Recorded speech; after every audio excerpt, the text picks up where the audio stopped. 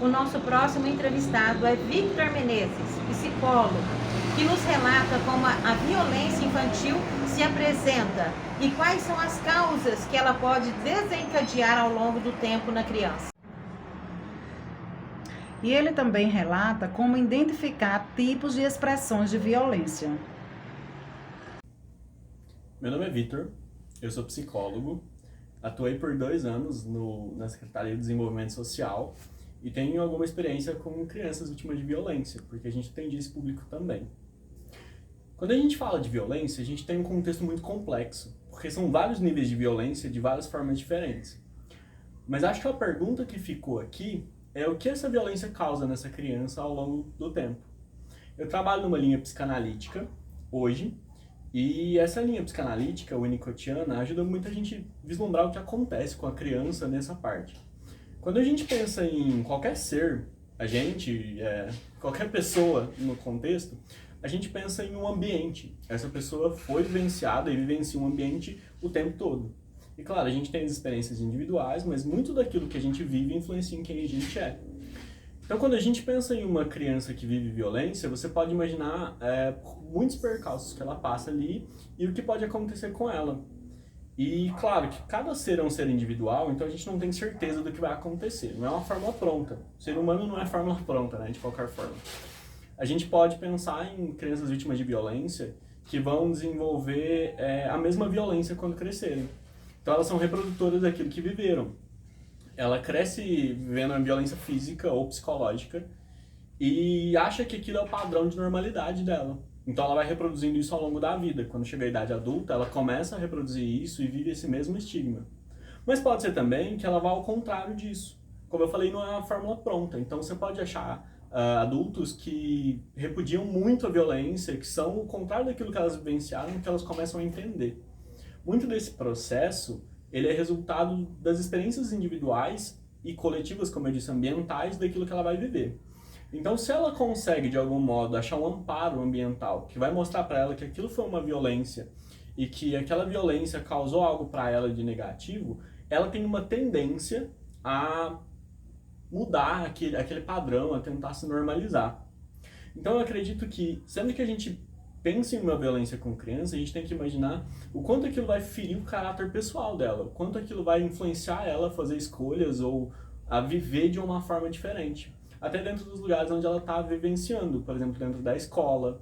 A gente vê muitas crianças dentro de creches e escolas que vivenciam a violência e são repreendidas pelos professores, pelas coordenadoras e por todo o campo da escola. Mas quando a gente para analisar o contexto de vida daquela criança, ou tudo que ela vivencia, você consegue acreditar que aquilo é o que ela conhece como amor. Então a gente vê violências sendo reproduzidas porque é a única forma que ela conhece de contato. Quando a gente pensa em casos mais extremos, claro. Mas ninguém está isento disso. A gente em algum momento vai viver algum tipo de violência, sempre. Qualquer pessoa, por mais que ela vive em um ambiente controlado, um ambiente que a gente entende como compatível com aquilo que é ideal, ela vai sofrer um tipo de violência, fora ou dentro de casa. Mas quando a criança vivencia só esse ciclo de violência, isso vai impactar ela. É sempre muito impactante para a criança estar vivenciando isso. Então a gente pode pensar no ciclo de violência literalmente como um ciclo, onde ela começa a revivenciar aquilo de alguma forma ou de outra.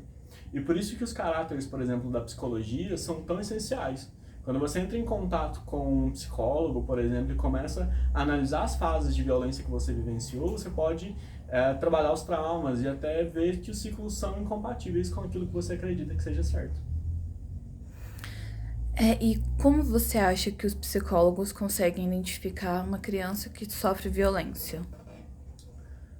Existem muitos modos de identificar, na verdade. A gente pode ver vários tipos de expressão de violência.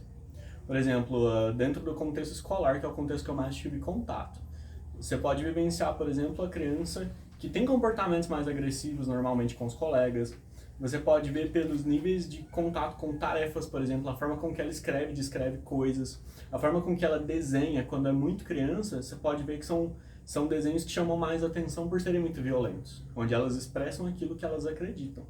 Então, acho que o segredo da criança é o brincar sempre.